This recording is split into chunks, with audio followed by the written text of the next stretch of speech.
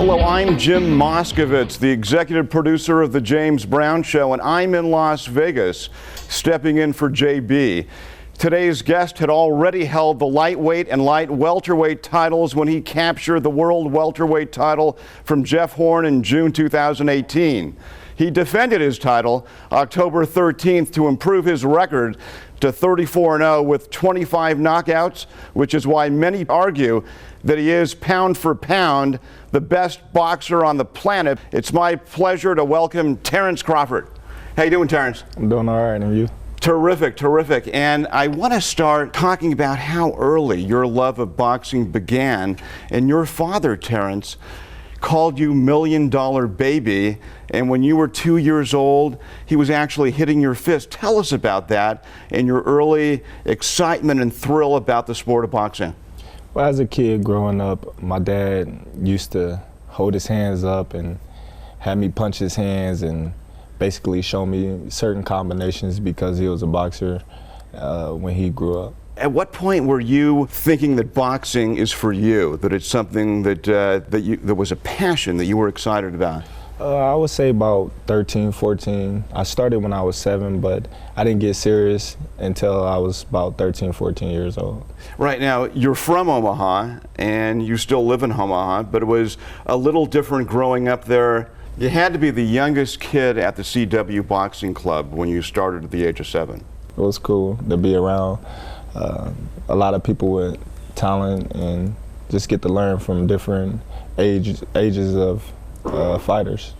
Right. Now, you were a natural southpaw? No, I'm actually orthodox. It's just something that I started doing once I came back to the gym, and it just stuck with me. People wanted to change your style. Weren't there some people at the boxing club who said, you know, southpaw may not be the way to go?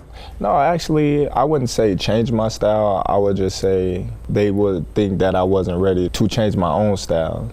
My coach, Midge Miner, used to tell me, perfect one style before you try to conquer another style. So it was basically telling me, learn how to fight this style the right way before you try to fight another style. At what age were you when you felt that you had the power to be a championship Golden Glove boxer, as you would become? I always had the confidence. I never lacked the confidence in any age. I just liked the physicality. Once I was young and I was sparring the pros, it was basically like, I'm gonna hit you, but you're not gonna hit me. So I'm gonna move on you. But once I got a little older, it was like, all right, now I can stand here and trade a little bit and feel strong and feel, you know, confident in my ability to take what you can put out and see if you can take what I can put out. We'll be back with Terence Crawford after this.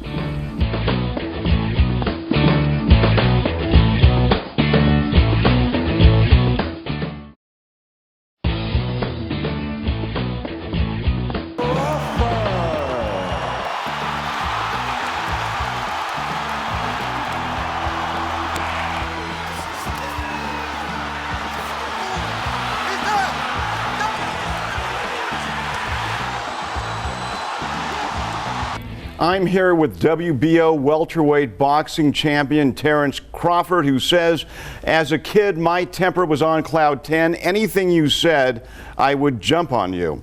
I was boxing for my mother's approval. For her to tell me she was proud or happy, but she never would, so I stayed angry. Was she a motivation, or was she someone who you had to overcome? She definitely was a motivation for me, because without her toughness, I don't know if I would have went as hard as I was going. I knew she loved me, but it was just, when it came to sports, she was just a different person. You know, it was like you're gonna go out there and get your butt whooped or something like that, you know, but in everything else, she was always loving. When you trained for a championship fight, what are the processes that you go through in your mind to face that challenger? Do you spend a lot of time watching tape? Do you go through a checklist of what you want to accomplish in the ring? Basically, I just make sure I'm prepared to the best of my ability, and 200% ready. I leave it all in my coaches and trainers' hands, and I got faith that they're gonna get me to the right point that I need to be at. So come fight time, I don't have to worry about if I worked hard enough or if I did enough or am I in enough shape to go 12 rounds. So I always say, as long as I'm prepared, I don't got to worry about the next opponent. Which fighters are your idols? Do you look up to any particular past champions or? Roy Jones Jr., Floyd Mayweather, Pernell Whitaker, Shane Mosley, Sugar Ray Leonard. Those are guys that I looked up to as a kid coming up, watching them fight, and like, all right, I like what he did. Or, they're all accessible to you now. Do you ever talk to them? I talk to them fairly. Roy Jones. I just talked to Shane Mosley, Floyd Mayweather. Those are the three guys that I really, talk to. How would they help you? No, just being them, I should say. Just being them. You were from Omaha. Is it something special to fight in your hometown? It's nothing like fighting in Omaha. It's where I grew up at. It's my hometown. There's no place like home, so why not fight where all the support there and nobody have to travel to come and see you fight. Tell us about that first title fight that you had in Scotland. It was a great fight. I was so determined to go over there and take the title away from the champion that nothing was going to stand in my way of capturing my goal and my dreams that night. So you were confident when you went in, you were fearless. I had to be. If you're going thousands of miles away from home, you got to be confident and you got to be fearless going into the Lions Den that you're going to come out victoriously. If not, then why take that initiative to go over there and fight in the first place? What were your thoughts going into that last round? Oh, I'm winning, but I got to close the show. And you did? I did. We'll be back with Terence Crawford after this.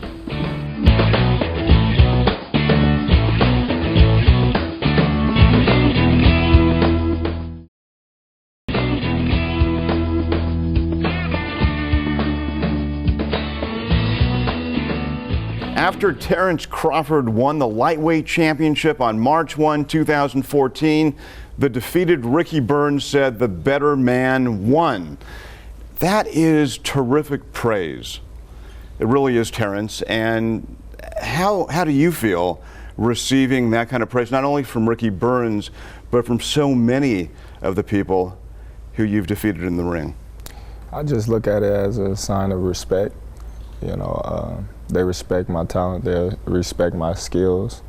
That's all I take it as. Right, but is that the highest compliment, to hear that from your opponent? Does that have a special feeling and meaning to you? Of course, it just let me know that I'm at a level where I can fight somebody that before the fight felt that they could beat me, and once they got in the ring with me and they had the opportunity to share the ring with me, it's just like, okay, well, he's the better man, There are many critics of boxing who say that it's a brutal sport and that people are out really to hurt the opponent, but you are the prototypical athlete. You're a great all-around athlete, and it doesn't seem to be your approach. Your approach seems to be that you're there to compete and to win cleanly. Can you talk about that, please? Yeah. When you look at a football player and he goes to make a tackle, he don't go make a tackle softly. He's going to try to really hit you, but that don't mean he's trying to injure you or, put you in the hospital or anything like that. The same with boxing. We out here boxing, but at the same time, we don't want nothing bad to happen to that opponent that we fighting. At the end of the day, we all fighting for the same reason, to provide for our families, and we want nothing more than everybody to leave safe and sound. There is a mythology, though, in boxing that certain things are personal, and it's sometimes part of the promotional hype. And as we were talking about before the show began in Creed 2, where you were at the premiere, right, that certainly is an example of this kind of exposition of the deadly nature of boxing and the very deep carnal competition. So how did you feel about that movie that you enjoyed versus the reality of the game? Oh man, that movie was a tremendous movie. I liked it. I enjoyed it a lot, and it goes to show, you know, how sometimes a fighter would get pushed to the limit. You know, sometimes you gotta face adversity and overcome it, and I feel like that's what the movie, you know, showed. Tell us about your son. Now, he's a championship wrestler at the age of 7? Yeah, he's actually ranked #1 in the nation right now.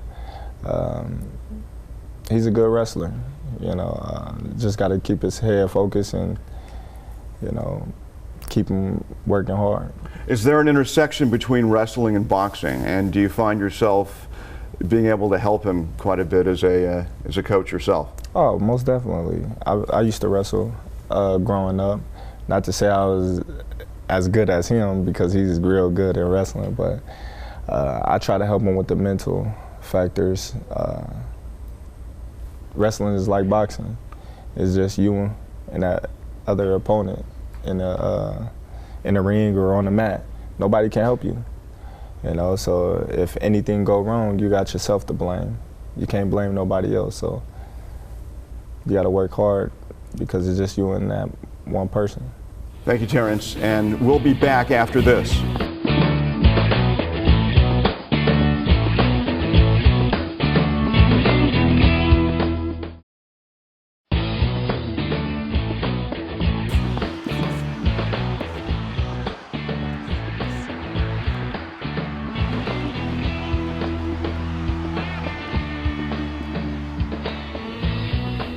Someone who knows Terence Crawford very well says he is a person who people will love if he'll only allow them to. He feels like he's trying so hard to do the right things, to be a good person, but people only see a small picture of him, and that's not who he really is. That dear friend of yours is Jamie Nolet. Tell us who she is, Terence, and what impact she's had on your life. Well, Jamie Nolet was actually my 4th grade teacher.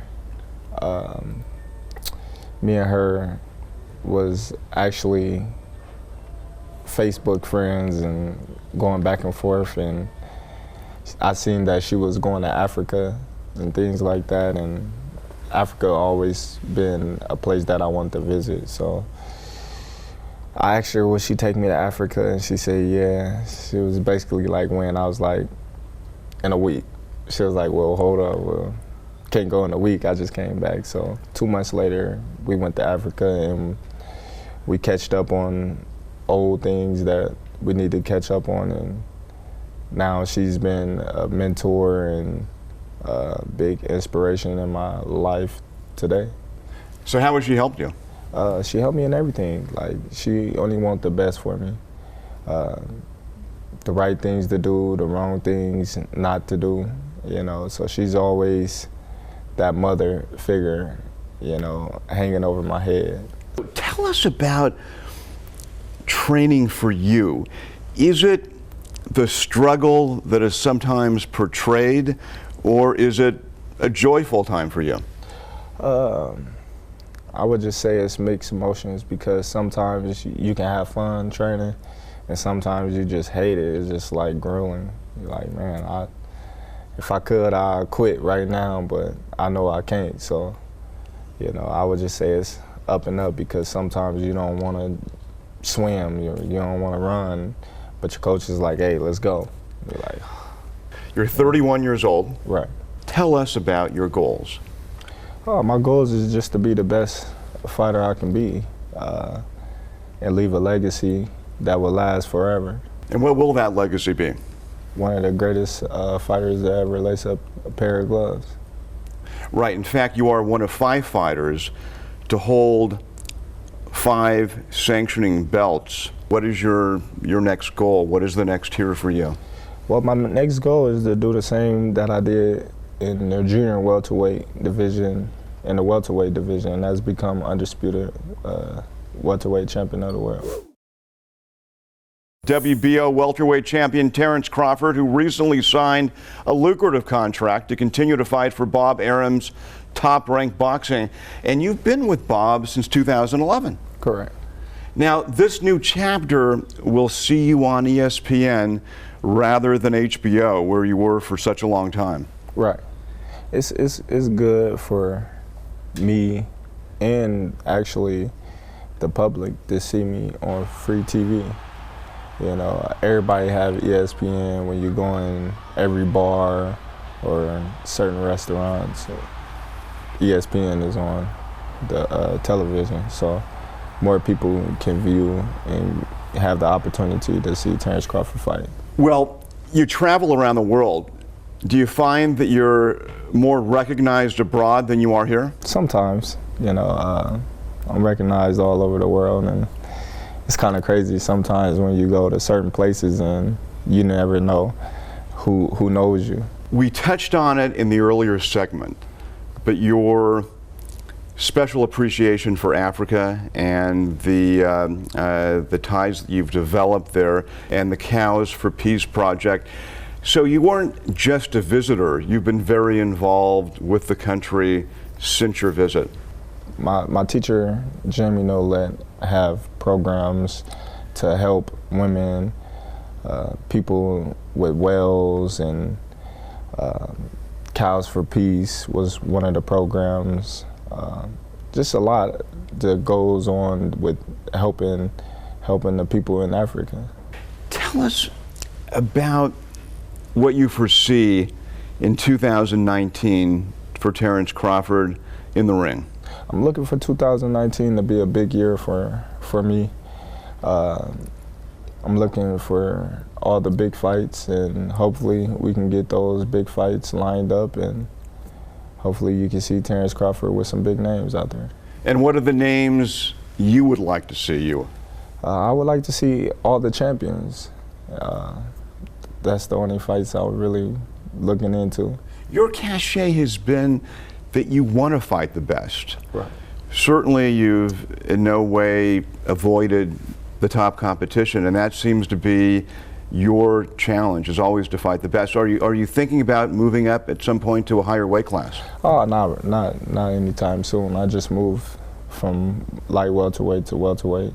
I'm only 2 fights in the welterweight division, and I'm already labeled as one of the best welterweights in the world. I'm just looking to keep on. How is boxing, the state of boxing in the United States? Do you see a high level of competition coming up among young boxers? Of course. There's always new talent on the rise each and every year. The ones that didn't make it to the Olympics, or the ones that didn't win the national championship, they turned out to be great pros. So you can't overlook any person that work hard and work for their dreams and their goals. Are you interested in being involved in Olympic boxing at all? I never thought about it. You know, that's something that I never took the time to think about. Terence, I know there is so much ahead of you. The very best is ahead. And thank you so much for being our guest on the James Brown Show here in Las Vegas. Thank you for having me. Thank you, Terence.